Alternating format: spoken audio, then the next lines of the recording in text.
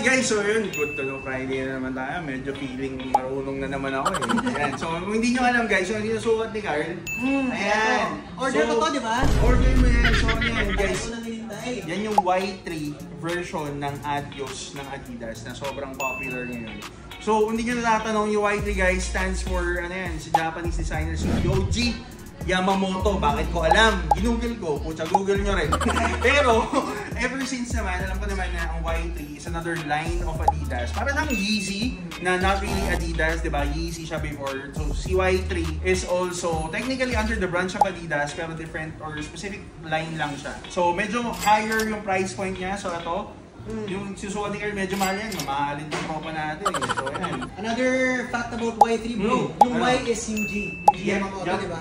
Yung 3-3 stands for the 3 stripes na logo. Correct. So ito guys, this is the Y3 Adios Pro 4. Sa mga hindi nakakaalam, kasi usually yung pictures nila na re-release is dito lang. Which is sobrang gago. Yung kabila kasi, yung kabila kasi guys, ito lang. So, hindi siya brushed. Diba? Kasi yung sa kabila, may 3 stripes na black, pero may white brush na design. Oo, kaya ko rin yun eh. Pero dito, baka lang magtaka kayo kasi baka umorder kayo sa amin, diba? Ano yung magtaka?